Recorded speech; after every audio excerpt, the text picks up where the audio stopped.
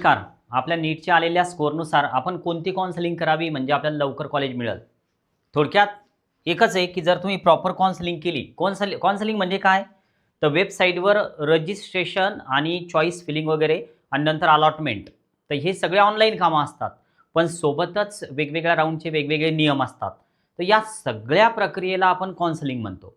म्हणजे फक्त रजिस्ट्रेशन करणे, चॉईस फिलिंग करणे म्हणजे काउन्सिलिंग नाही. तर आपण काउन्सिलिंगची चर्चा करतोय की आपण कोणती काउन्सिलिंग करावी. तर सुरुवात तर आपण जर समजा काउन्सिलिंगचा विचार केला तर एक असते एम-सी-सी. आता एम-सी-सीचा अर्थ काय होतो? Medical counselling committee.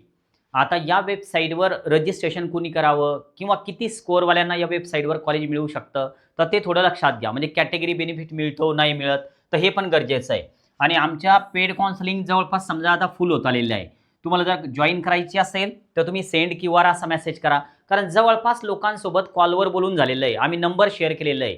यानंतर कॉल असा मेसेज आल्यास नंबर न शेअर करताना आम्ही क्यूआर शेअर करणार आहे. कारण आता जवळपास फुल होत आलेलं आहे. आणि आमचे जे स्टुडंट आम्ही घेतलेले आहे तर त्यांचे सध्या कामं सुरू आहे. तर त्यामुळे ऑफिसला सुद्धा व्हिजिट करू नका. तुम्हाला ऑफिसला सध्या भेटणं शक्य नाही आणि मी सध्या ऑफिसला नाही. आता बघा, एम-सी-सी मेडिकल काउन्सिलिंग कमिटी जी आहे तर यावर कोणकोणत्या कोर्सेससाठी आणि किती स्कोअरवाल्यांनी रजिस्ट्रेशन करावं. तर सुरुवातीला तर एक गोष्ट क्लिअर करून देतो की एम-सी-सी ही जी वेबसाईट आहे तर यामध्ये फक्त आपल्याला एम-बी-बी-एस आणि सोबतच बी-डी-एस हे जे 2 कोर्सेस आहे तर या 2 कोर्सेससाठी ऑल इंडियाचं काउन्सिलिंग चालतं. आणि या वेबसाईटवर गव्हर्नमेंट कॉलेज, एम्स, जिपमर म्हणजे ज्या आपण सेंट्रल युनिव्हर्सिटीज आहेत त्या आणि सोबत डीम्ड युनिव्हर्सिटीज येतात. मग आता यासाठी आपल्याला काय करावं लागतं बघा. समजा आपल्याला एम्स घ्यायचं आहे तर एम्ससाठी तर महत्त्वाचा असतो आपला ऑल इंडिया रँक. जो आपला रँक आलेला आहे समजा, तर तो नेमका किती आहे? तर हा एम्ससाठी महत्त्वाचा आहे. तुम्ही जर ऑल इंडिया रँकमध्ये जर का व्यवस्थित आलेले असाल तर एम्स तुम्हाला मिळतं का नाही मिळत, तर ही तुमची पण आयडिया क्लिअर झालेली असेल. तर तुम्हाला एम्स करायचं आहे, तुम्हाला एम-सी-सीचं रजिस्ट्रेशन करावं लागणार आहे. आता यानंतर जर तुमचा स्कोअर कमी आहे आणि तुम्हाला डीम्ड युनिव्हर्सिटी चालते. आता डीम्ड युनिव्हर्सिटीचं काउन्सिलिंग जॉइन करणे आमचं सध्या सुरू आहे. तुम्ही यासाठी जिजाऊ अकॅडमीचा विचार करू शकता. आता डीम्ड युनिव्हर्सिटीमध्ये तुमचा स्कोअर किती असावा?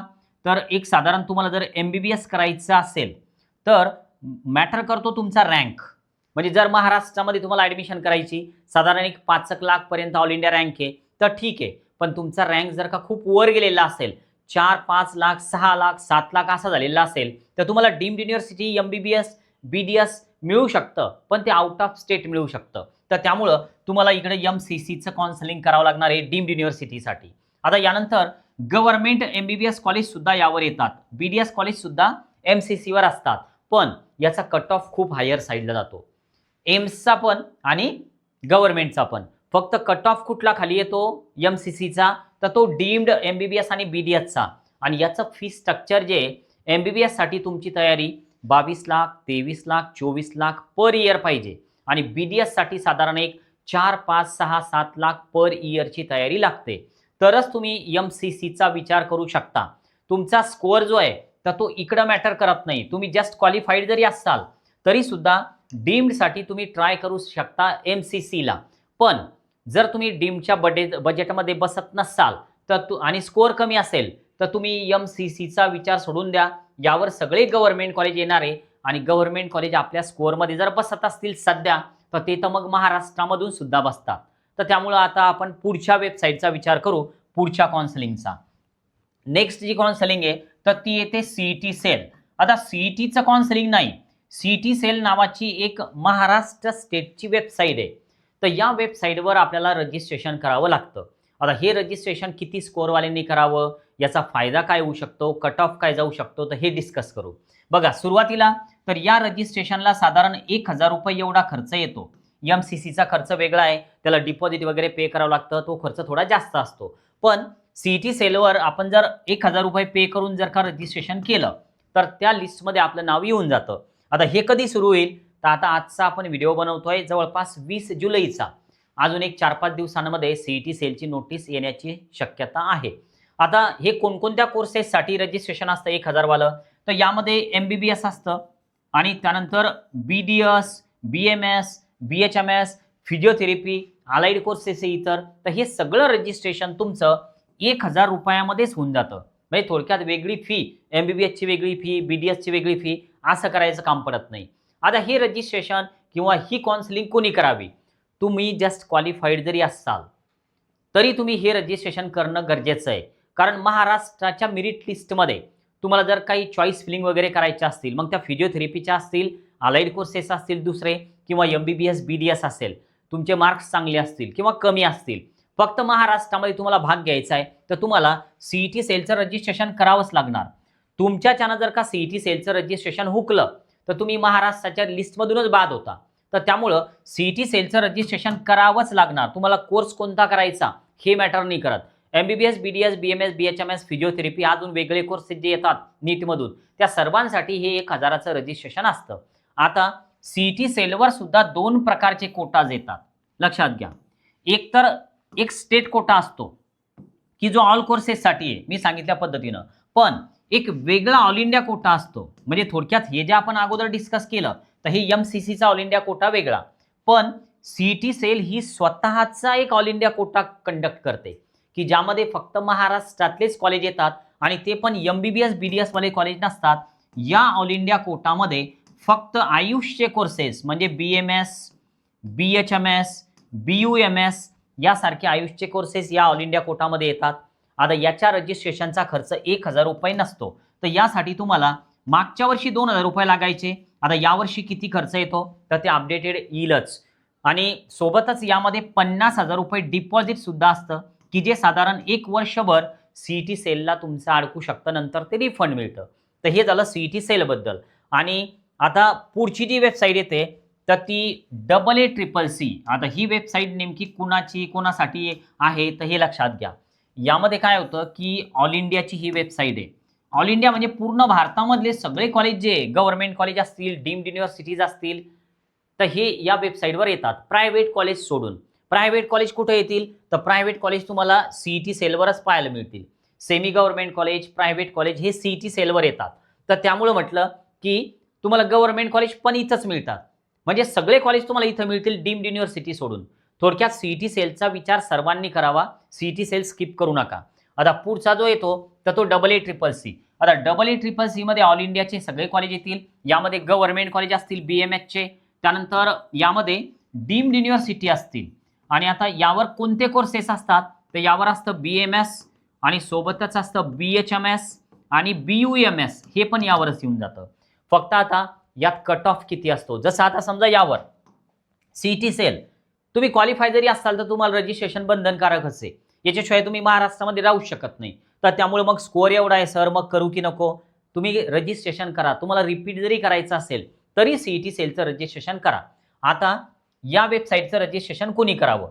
डीम्ड BMS मध्ये ॲडमिशन घ्यायची, डीम्ड BHMS मध्ये ॲडमिशन घ्यायची. अशा वेळेला तुम्ही CET हे AACCCचं रजिस्ट्रेशन करा. त्यानंतर गव्हर्नमेंट BMS करायचं सर, मग AACCC वर जाऊ का? तर काम नाही. तुम्ही काय करा, CET सेल वेबसाईटचं रजिस्ट्रेशन करा. यामधून पण गव्हर्नमेंट BMS कॉलेज चॉईसमध्ये ठेवता येतात. CET सेलचा कट ऑफ हा AACCC पेक्षा कमी येतो. तर त्यामुळं इकडचा विचार करू नका, कारण इकडे तुम्हाला डिपॉझिट पण पे करावं लागणार आहे AACCCचं आणि सोबत फीस पण पे करावी लागेल. आता यानंतर सर स्कोअर कमी आहे, महाराष्ट्रामध्ये पण नंबर लागण्यासारखा नाही, BMS आहे, MBBS आहे, BDS आहे, मग त्यांनी कुठलं रजिस्ट्रेशन करावं, कुठलं काउन्सिलिंग करावं? तर सुरुवातीला तर आपण चर्चा करूया की MBBS बद्दल. आता MBBS साठी आपल्याला काय करता येईल ते लक्षात घ्या की MBBSच करायचं आणि आपल्याला थोडं बजेट पण आहे, आपला फक्त स्कोअर कमी आहे. मग आता काय करता येईल MBBS साठी? तर MBBS साठी एक तर तुम्ही डीम्ड ट्राय करा MCCचा, किंवा तुम्ही सरळ UP MBBS जे उत्तर प्रदेशमधलं MBBS ट्राय करा. याचा कट ऑफ दरवर्षी कमी असतो. तुमचे मार्क्स जर का समजा 250, 300च्या वर असतील, तुम्ही 250 वर जरी असाल तरी ट्राय करायला काही हरकत नाही. कारण UPचा कट ऑफ किती जाईल तर हे डिपेंड करतं की UP मध्ये किती रजिस्ट्रेशन होतात MBBS साठी. हा नंबर दरवर्षी चेंज होतो, पण आपण एक ट्राय करायला पाहिजे. जर समजा तुमचं UP MBBSचं जर बजेट असेल तर साधारण एक 12, 13, 14 लाख पर इयरची फीज लागते. यामध्ये स्कॉलरशिप मिळत नाही, हॉस्टेल मेस वेगळं असतं. आता UP MBBSच्या काउन्सिलिंग जॉईन करणं सध्या आमच्या सुरू आहे. इंटरेस्टेड असाल तर तुम्ही व्हॉट्सअपला UP MBBS असा मेसेज करा, तुम्हाला सगळे डिटेल्स मी शेअर करतो. ठीक आहे. आता जर समजा तुम्हाला BMS करायचं आहे. आता BMS करायचं पण तुमचं जे कट ऑफ आहे तर ते कट ऑफमध्ये तुम्ही बसत नाही. मग अशा वेळेस तुम्ही एकतर कर्नाटकचं रजिस्ट्रेशन करा, की जे सध्या सुरू आहे. ठीक आहे. त्यानंतर तुम्ही MP चा विचार करा, मध्य प्रदेशचा, की जे अजून व्हायचं बाकी आहे. यानंतर तुम्ही UP BMSचा विचार करा, की जे अजून सुरू व्हायचं बाकी आहे. या सगळ्यांमध्ये जो तुमचा खर्च आहे, तर तो साधारण तुम्हाला तयारी ठेवावी लागणार आहे 3 ते 4 लाख पर इयरची. आता यासाठी काही वेगळी काउन्सिलिंग फीज लागते का? तर हा जो विषय आहे, तर हा वेगळ्या काउन्सिलिंग फीजचा नाही. जे महाराष्ट्र स्टेटसाठी आमच्याकडे जॉइन आहे, तर त्यांचाच आम्ही एक वेगळा ग्रुप बनवलेला आहे. तर त्यावर सगळे अपडेट जे आहेत, तर ते आम्ही शेअर करतो या BMS साठीचे. तर त्यामुळं हे जे BMS आहे आउट ऑफ स्टेटचं, फॉर्म भरणे असेल, की फॉर्म सुरू झाले, चॉईस फिलिंग सुरू झाल्या, कोणते कॉलेज लिस्टमध्ये आले, ते पण PDF आम्ही यामध्ये प्रोव्हाईड करणार आहे. फक्त एकच आहे, की सर कॉल मेसेज करतो आणि नंतर मग तुम्ही एखादा कॉल करा किंवा मेसेज करा. तर आता सध्या ते दिवस राहिलेले नाही. आमचे जे स्टुडंट, आता सगळे स्टुडंट आपलेच आहे, पण काही लोकांनी पैसे भरून आपली जी अकॅडमी आहे, तर ती जॉइन केलेली आहे. तर त्यांना थोडा वेळ द्यावा लागतो, त्यांचं सगळं कामं करावं लागतात, त्यांच्या प्रोफाईल अपडेट करणं लागतात. तर त्यामुळे जवळपास लोकांशी कॉलवर बोलून झालेलं आहे. तर त्यामुळे तुम्हाला जर आता जॉइन करायचं असेल अजूनही, तर तुम्ही फक्त सेंड QR असा मेसेज करा. तुम्हाला QR येईल. नंतर त्या QRचं तुम्ही स्क्रीनशॉट टाकल्याच्या नंतर तुम्हाला एका पर्सनल नंबरवरून कॉल येईल. फक्त तो नंबर सेव्ह करून घ्या. कारण पुढं काउन्सिलिंगसाठी त्या नंबरवर तुम्हाला वारंवार कॉल करणं आहे. तिकडे तुम्हाला मेसेज करावा लागणार आहे आणि जो पब्लिक नंबर असतो तर तो वेळेवर लागत नाही. तर त्यामुळे जो पण तुम्हाला वैयक्तिक नंबर दिला जाईल, तर तो नक्की सेव्ह करा एकदा जॉइन झाल्याच्या नंतर.